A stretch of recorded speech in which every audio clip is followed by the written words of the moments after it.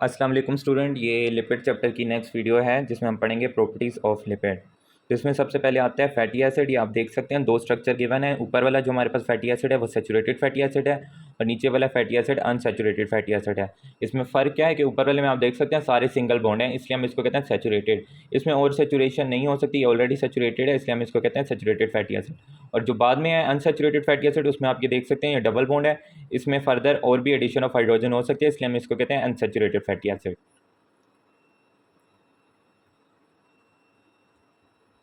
तो there is possibility of इधर असिस और अ ट्रांस ज्योमेट्रिक आइसोमेरिज्म। तो डियर स्टूडेंट, आइसोमेरिज्म हम उस फिनोमेना को कहते हैं जिसमें सेम केमिकल फार्मूला हो दो मॉलिक्यूल का बट डिफरेंट स्ट्रक्चरल फार्मूला हो। उनका मॉलिक्यूलर फार्मूला सेम होगा बट स्ट्रक्चर फार्मूला डिफरेंस होगा।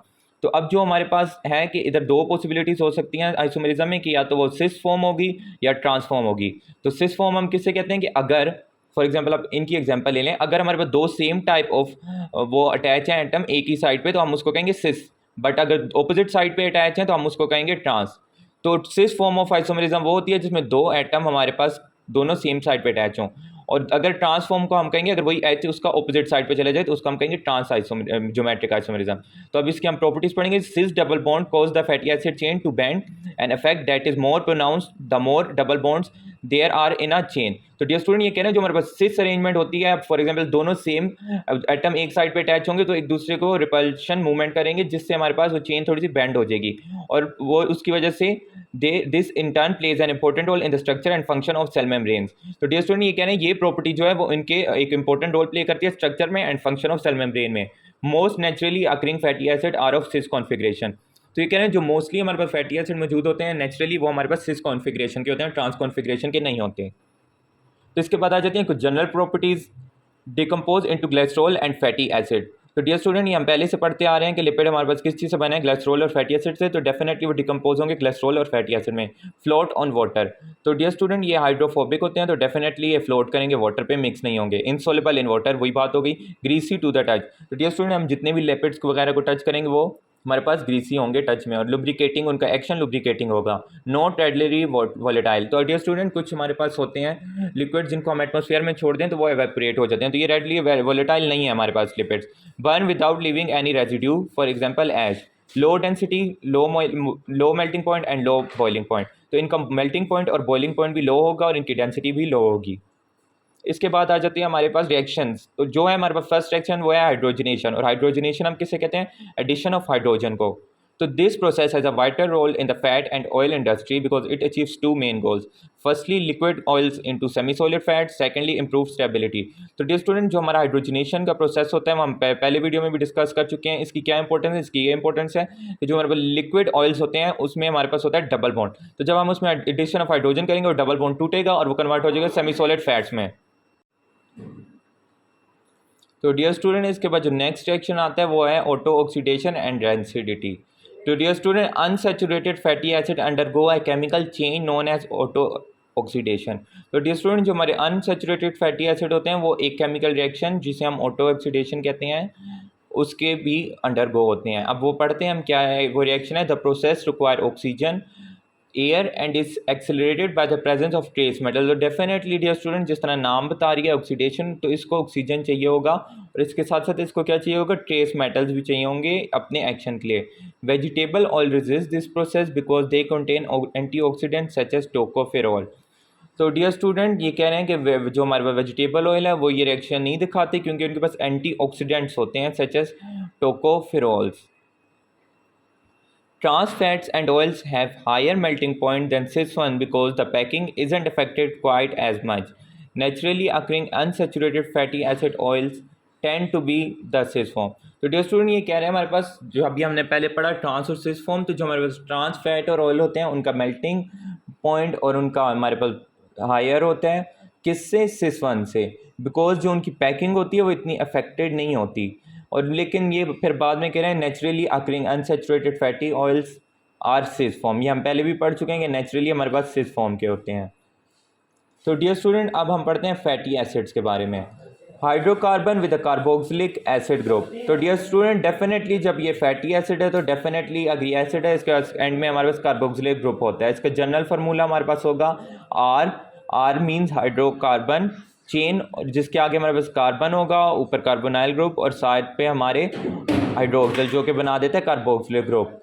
Polar hydrophilic and a non polar hydrophobic and. तो डियर स्टूडेंट ये पोलर होंगे, हाइड्रोफिलिक एंड होगा, डेफिनेटली अगर पोलर हैं तो हाइड्रोफिलिक एंड होगा, and a non polar hydrophobic and. इसका एक साइड हमारे पास हाइड्रोफिलिक एंड होगा और दूसरा हाइड्रोफोबिक होगा। Chain typically between 4 and 24 carbon. तो डियर स्टूडेंट जो हमारा फैटी एसिड होते हैं वो टिपिकली 4 कार्बन से लेकर 24 कार्बन तक होते हैं, मे बी सैचुरेटेड और अनसैचुरेटेड। अगर इन फैटी एसिड में हमारे पास डबल बॉन्ड हुए तो वो अनसैचुरेटेड फैटी एसिड होंगे, और अगर सिंगल बॉन्ड हुए तो वो हमारे पास सैचुरेटेड फैटी एसिड होंगे, and may be attached to the functional groups. तो डियर स्टूडेंट ये दूसरे फंक्शनल ग्रुप के साथ भी अटैच होते हैं। इसके बाद आ जाता है हमारे पास ट्राइग्लिसराइड। और ट्राइग्लिसराइड जिसको हम टीजी ट्राइग्लिसरॉल या टीएजी और ट्राइग्लिसराइड भी कहते हैं, is an ester derived from glycerol and 3 fatty acid. तो डियर स्टूडेंट हम ये पिछली वीडियो से पढ़ते आ रहे हैं, जो हमारे पास ट्राइग्लिसराइड है वो क्या चीज़ है, वो हमारे पास जब एक ग्लिसरॉल का मॉलिक्यूल जो कि हमारे पास एक अल्कोहल है रिएक्ट करेगा 3 फैटी एसिड के साथ तो हमारे पास बनाएगा ट्राइग्लिसराइड, और 3 वाटर मॉलिक्यूल हमारे रिमूव हो जाएंगे। इसके बाद आ जाते हैं हमारे पास वैक्सेस। वैक्सेस क्या चीज़ें हैं, esters of fatty acids with high molecular weight, monohydroxy alcohol, e g. Bees wax and carnauba wax. तो डियर स्टूडेंट ये जो हमारा वैक्स हैं, वैक्सेस भी हमारे पास लिपिड की फैमिली में आती हैं, और हमारे पास वैक्सेस क्या हैं, वैक्सेस हमारे पास एस्टर्स ऑफ फैटी एसिड हैं जिनका हाई मॉलिक्यूलर वेट होगा, और मोनोहाइड्रोक्सी अल्कोहल मीन्स कि उनकी सिंगल हाइड्रोक्सल ग्रुप होगा हमारे पास वैक्सेस में। तो ये कुछ हमारी एग्जांपल दी हुई हैं इधर, जैसे कि बीस वैक्स वगैरह हो गई।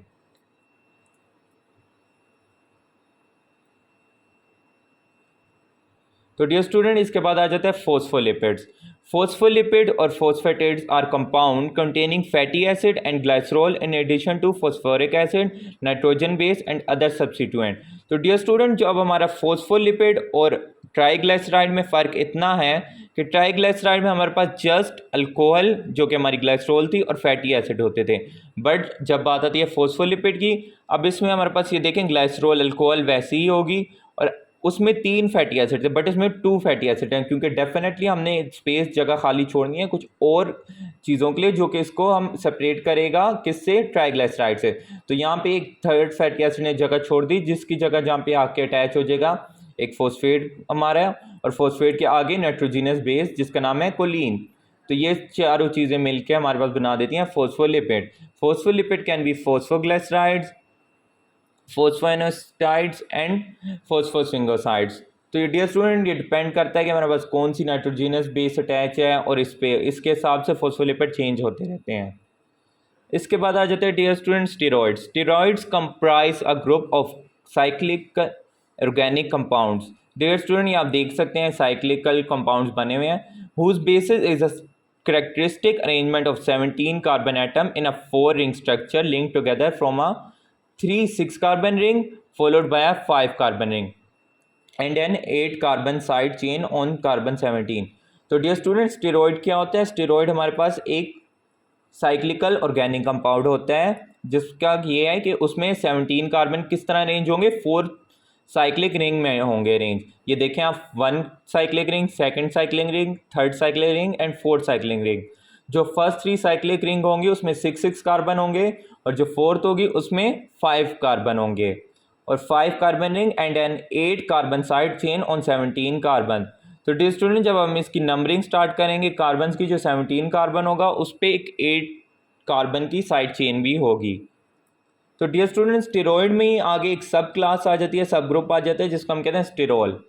तो डियर स्टूडेंट ये स्टेरॉइड इसलिए ये आपको देखने से ही पता चल रहा है कि इसमें भी कितनी साइक्लिक रिंग्स हैं, 4। स्टेरॉइड की डेफिनेशन ये थी कि उसमें 4 साइक्लिक हमारे पास ऑर्गेनिक कंपाउंड होंगे, तो इसमें भी 4 हमारे पास साइक्लिक वो गिवन है। तो आप ये देख सकते हैं 1 2 3 4। Steroid also known as steroid alcohols, ये हो गया हमारा बस स्टेरॉइड, और इसके साथ जब हाइड्रोक्सिल ग्रुप अटैच है इसलिए हम इसको कह रहे हैं steroid alcohols are a subgroup of steroids and an important class of organic molecules. Cholesterol, तो डियर स्टूडेंट कोलेस्ट्रॉल जो है a compound of the sterol type found in the most body tissues including the blood and nerves. तो dear student sterol की हमने कहा था 4 cyclic rings and an hydroxyl group. तो अभी आप देख सकते हैं कोलेस्ट्रॉल में भी ये 1 2 3 4 साइक्लिक रिंग्स हैं और ये हाइड्रोक्सिल ग्रुप है, तो इसलिए इसको आगे स्टेरोल लिखा हुआ है। अब इसमें एडिशन क्या है कि इसके जो ये कार्बन है इस पर एक हाइड्रोकार्बन चेन भी अटैच है, इसलिए जिसकी वजह से ये बन गया कोलेस्ट्रॉल, जो कि हमारे ब्लड में और हमारी नर्व्स में मौजूद होता है। अब इसके बाद आ जाते हैं कुछ uses of fats in body. A healthy body needs some fat which contain essential nutrients. Your body uses dietary fat to make tissue and manufacture biochemicals such as hormones. Fat in your diet are sources of energy that add flavor to food. The sizzles on the steak, you can say, however, fat may also be hazardous to your health. तो dear student ये कुछ fats के uses हैं जिसमें कह रहे हैं कि ये हमारे न्यूट्रिएंट्स का हिस्सा है। Your body uses dietary fat to make tissue, ये टिश्यू बनाने में काम आते हैं। And manufacture biochemicals such as hormone, ये हार्मोन की मैन्युफैक्चरिंग में काम आते हैं। फैट इन योर डाइट, ये सोर्स ऑफ एनर्जी हैं, ये फूड को ऐड करते हैं फ्लेवर को। But fat may also be hazardous to our health, ये बुरा भी हो सकता है हमारी हेल्थ के लिए। Provide source of stored energy, ये एनर्जी प्रोवाइड करता है। Give shape to our body, definitely अगर ये टिश्यू बना रहे हैं तो हमारी बॉडी को शेप करेगा। कुशन्स योर स्किन, डेफिनेटली हमारी स्किन के अंदर लिपिड होते हैं, कोलेस्ट्रॉल होता है। एक्ट एंड इंसुलेशन, ये इंसुलेशन प्रोवाइड करता है। Part of every cell membrane, ये सेल मेम्ब्रेन में होता है, हमारे जो सेल मेम्ब्रेन है वो फोस्फोलिपिड है। A component of myelin the fatty material that sheath nerve cell, तो हमारा जो नर्व सेल होता है उसकी कोटिंग हमारी हुई होती है माइलिन शीट से। अ शॉक एब्जॉर्बर, ये हमारे ऑर्गन के शॉक एब्जॉर्बिंग प्रोवाइड करता है। A constitute of hormone that other biochemicals such as vitamin D and bile. तो डियर स्टूडेंट ये कह रहा है ये कुछ constituent of hormones, a constituent of hormones and other biochemical such as vitamin D and bile, ये उनका भी कॉन्स्टिट्यूएंट होता है। तो डियर स्टूडेंट इसके बाद आ जाता है physical and chemical properties of fats. इसमें कुछ प्रॉपर्टीज़ बताई गई हैं फैट्स की, जिसमें सबसे पहले आ जाता है pure fats and oils are colourless, odourless and tasteless. तो जितने भी फैट एंड ऑयल होते हैं वो कलरलेस होते हैं, ऑडरलेस होते हैं, टेस्टलेस होते हैं। ना उनकी कोई कलर होता है, ना कोई टेस्ट होता है, ना कोई स्मेल होती है। The characteristic color, odor and flavor that we associate with some of them are imparted by foreign substances that are lipid soluble and have been absorbed of this lipid. तो dear student क्या ये कह रहे हैं कि जो colour और smell हमें आती है वो इस वजह से आती है क्योंकि उस फैट और ऑयल में कोई बाहर का सब्सटेंस आ जाता है जो कि लिपिड सोलेबल होता है, उसकी वजह से हमें कलर, ऑडर और फ्लेवर आता है। Fat and oil are lighter than water having density of about 0.8 gram per centimetre cube. इसकी जो डेंसिटी है वो भी लाइट है किसके मुकाबले, वाटर के मुकाबले। They are poor conductor of heat and electricity and therefore serve as excellent insulator for the body. तो डियर स्टूडेंट ये पुअर कंडक्टर्स हैं किसके, हीट के एंड इलेक्ट्रिसिटी के, and therefore serve as excellent insulator. तो जब ये कंडक्ट नहीं करेंगे तो ये हमें इंसुलेशन प्रोवाइड करेंगे हमारी बॉडी को, और ये हमारी हीट को बाहर नहीं जाने देंगे। Fat and oil can participate in a variety of chemical reaction. For example, because triglyceride are esters, they can hydrolyze in the presence of an acid, a base, or specific enzyme known as lipases. The hydrolysis of fat and oil in the presence of base is used to make soap and is called saponification. तो dear student ये कह रहे हैं fat and oil participate कर सकते हैं variety of chemical reaction में। इन्होंने एक एग्जांपल दी हुई है जो कि है ट्राइग्लिसराइड्स की। ये कह रहे हैं ट्राइग्लिसराइड हमारे पास एस्टर्स हैं, तो वो हाइड्रोलाइज हो सकते हैं किसकी प्रेजेंस में, एसिड की प्रेजेंस में, या तो किसी बेस की प्रेजेंस में, या तो किसी स्पेसिफिक एंजाइम्स की मदद से जिसको हम कहते हैं लाइपेसेस। डेफिनेटली अगर ये लिपिड की एंजाइम है तो उसकी ब्रेक डाउन करिए तो उसको हम लाइपेसेस कहेंगे। The hydrolysis of fat and oil in the presence of base is used to make soap and is called saponification. तो डियर स्टूडेंट ये लिपिड के रिएक्शन में एक इम्पोर्टेंट रिएक्शन होता है जिसमें हम उसको रिएक्ट करवाते हैं किसके साथ, बेस के साथ, जो कि हमें सोप बना के देता है। तो इस प्रोसेस को हम कहते हैं सेपोनिफिकेशन। तो डियर स्टूडेंट इसके बाद आता है role of phospholipid in the cell membrane. हम ये काफ़ी टाइम से पढ़ रहे हैं कि सेल मेम्ब्रेन में हमारे फोस्फोलिपिड होते हैं। अब इसका रोल क्या है, phospholipid form the basic structure of a cell membrane called lipid bilayer. तो जो हमारा सेल मेम्ब्रेन होता है उसका स्ट्रक्चर लिपिड बाइलेयर होता है और उसका लिपिड बाइलेयर हमारा फोस्फोलिपिड ही बनाता है। रोल ऑफ स्टेरॉइड, तो डियर स्टूडेंट हम पढ़ चुके हैं जिस तरह कि हमारा स्टेरॉइड भी लिपिड है, कोलेस्ट्रॉल भी लिपिड है। तो अब उनके क्या रोल हैं? The body makes cholesterol in liver and use it for variety of important function ranging from maintaining healthy cell membrane to building crucial hormones and vitamin. तो डियर स्टूडेंट, ये कह रहे हैं जो हमारा कोलेस्ट्रॉल है वो लिवर में बनता है और वो वैरायटी ऑफ फंक्शन में यूज़ होता है। कहाँ से लेके? एक हेल्दी सेल मेंटेन करने से लेके हमारे क्रूशल हार्मोन्स और विटामिन्स भी हमारा कोलेस्ट्रॉल बनाता है। Cholesterol is an essential lipid constituent of cell membrane, ये हमारे सेल मेम्ब्रेन में मौजूद होता है। Cholesterol is a precursor of steroid hormone and of bile acids, ये हमारा प्रिकर्सर है किस किस चीज़ों का? स्टेरॉयड हार्मोन्स का एंड बाइल एसिड का। Intermediate of cholesterol biosynthesis are required to make vitamin D and for post-transitional modification of membrane proteins। तो डियर स्टूडेंट, जो हमारे विटामिन डी की मैन्युफैक्चरिंग होती है उसमें भी हमारा कोलेस्ट्रॉल काम आता है। कोलेस्ट्रॉल भी हमारा उसका एक इंटरमीडिएट है जिससे फर्दर जाके विटामिन डी बनता है। और जो पोस्ट ट्रांजिशनल मॉडिफिकेशन होती है हमारे मेम्ब्रेन प्रोटीन्स की, उसमें भी कोलेस्ट्रॉल काम आता है। High plasma cholesterol promotes atherosclerosis. तो डियर स्टूडेंट, अगर हमारी प्लाज्मा कोलेस्ट्रॉल ज़्यादा हो गई तो क्या करेगा? वो हमारा अथीरोस्क्लेरोसिस प्रमोट करेगा। Scattered in the lipid bilayer are cholesterol molecule which help to complain the membrane fluid consistent. तो डियर स्टूडेंट, जो हमारे कोलेस्ट्रॉल होते हैं मेम्ब्रेन में, उसका क्या काम होता है? वो हमारे मेम्ब्रेन की फ्लूइडिटी मेंटेन रखता है। तो डियर स्टूडेंट, इसके बाद आ जाता है distinguish between soap and detergents, कि हमारे सोप और डिटर्जेंट्स में क्या फ़र्क होता है। तो डियर स्टूडेंट, अब ये हम पढ़ते हैं कार्बोक्सिलिक एसिड्स। अब हमें ये पता है कि कार्बोक्सिलिक एसिड क्या होता है। And salts having alkyl chains longer than 8 carbon exhibit unusual behaviour in water due to the presence of both hydrophilic carbon dioxide and hydrophobic alkyl region in the same molecule. Such molecules are termed amphiphilic और amphipathic. तो dear student, ये कह रहे हैं carboxylic acid और salts जिसमें alkyl chains होती हैं, वो कौन सी? जो कि 8 कार्बन से ज़्यादा हों, वो एक अजीब सा बिहेवियर शो करती हैं। कौन सा बिहेवियर? वो है हमारे पास एम्फीफिलिक बिहेवियर शो करती है। क्यों? क्योंकि उसके पास हाइड्रोफिलिक नेचर भी होता है, फॉर एग्जाम्पल ये देखें, और हाइड्रोफोबिक होता है उसकी अल्काइल की वजह से, अल्काइल चेन की वजह से। तो इन कंपाउंड्स को हम क्या कहते हैं? एम्फीफिलिक या तो एम्फीफैटिक। Fatty acid made up of 10 or more carbon atoms are nearly insoluble in water and because of their low density float on the surface when mixed with water। तो डियर स्टूडेंट, अब ये कह रहे हैं जो वो फैटी एसिड जो कि 10 कार्बन से बड़ी चेन के होंगे वो इनसॉल्युबल होते हैं, और ये तो हम ऑलरेडी पढ़ चुके हैं, इनकी डेंसिटी लो होती है वाटर के मुकाबले, तो ये फ्लोट करेंगे सरफेस के ऊपर। Fatty acid spread evenly over an extended water surface eventually forming a monomolecule layer in which the polar carboxylic groups are hydrogen bonded at the water interference and a hydrocarbon chain are aligned together away from the water। तो dear student, ये कह रहे हैं जो हमारे fatty acid, अब ऊपर तो हम पढ़ चुके हैं कि वो सरफेस पे हमारे होते हैं। अभी कह रहे हैं हम फैटी एसिड में एक कार्बोक्सिलिक साइड होती है तो वो वाटर की साइड पे होगी, और जो हमारे पास दूसरी हाइड्रोकार्बन चेन है वो हमारी वाटर से अवे होगी। Substances that accumulate at water surface or change the surface property are called surfactants। तो डियर स्टूडेंट्स, डेफिनेटली अभी हम पढ़ चुके हैं कि हमारे फैटी एसिड कहाँ पे मौजूद होंगे? वाटर की सरफेस पे। तो डेफिनेटली अब सरफेस जो है हमारी वाटर की वो फ़र्क प्रॉपर्टीज़ रखती थी, अब प्रेजेंस ऑफ फैटी एसिड उसकी प्रॉपर्टीज़ फ़र्क कर देगी, इसकी वजह से हम उनको कहेंगे surfactants. Alkali metal salts of fatty acid are more soluble in water than the acid themselves।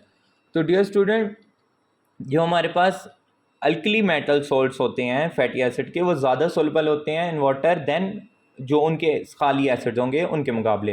And the amphiphilic character of these substances also make them strong surfactant. तो डियर स्टूडेंट, हम पहले पढ़ चुके हैं सरफेक्टेंट क्या होता है, तो जो अब ये उनका एम्फीफिलिक करेक्टर है जो कि उनको ज़्यादा स्ट्रॉन्ग सरफेक्टेंट बनाता है। The most common example of such compounds are soap and detergents. तो ये ही हमारे पास इनकी एग्जांपल है। The use of such compound as cleaning agent is facilitated by their surfactant character. तो डियर स्टूडेंट, ये हम सबको पता है कि सोप और डिटर्जेंट किस लिए यूज़ होते हैं? क्लीनिंग एक्शन में यूज़ होते हैं। किस लिए? क्योंकि इनका सरफेक्टेंट करेक्टर होता है which lower the surface tension of water allowing it to penetrate and wet a variety of material, जो कि हमारे वाटर की सरफेस टेंशन को लो कर देते हैं, जिसकी वजह से वो हमारे बहुत से मटीरियल्स को पेनिट्रेट कर सकता है। Very small amount of these surfactants dissolve in water to give a random dispersion of solute molecule. However, when the concentration is increased, an interesting change occurs. The surfactant molecules reversibly assemble into a polymolecular aggregates called miscellaneous. तो dear student ये कह रहे हैं very small amount of this surfactant dissolve in water, बहुत कम amount के surfactant dissolve होते हैं water में, जो कि इसको एक रैंडम सी डिस्पर्शन सोल्यूट मॉलिक्यूल्स बना देते हैं. However when the concentration is increased an interesting change occurs. अगर हम इसकी कंसंट्रेशन और इंक्रीज कर देंगे तो एक इंटरेस्टिंग सा फिनोमेना होता है. वो क्या होता है? The surfactant molecule reversibly assemble into a polymolecule. तो डियर स्टूडेंट हम ये पहले भी पढ़ चुके हैं मिसलीस क्या होता है. तो डियर स्टूडेंट ये कह रहे हैं जब हम इनको डालें अमाउंट से ज़्यादा तो एक अलहदा सा स्ट्रक्चर बना देते हैं जिसको हम मिसलीस कहते हैं. आगे हम आपको दोबारा से बताते हैं मिसलीस क्या होते हैं.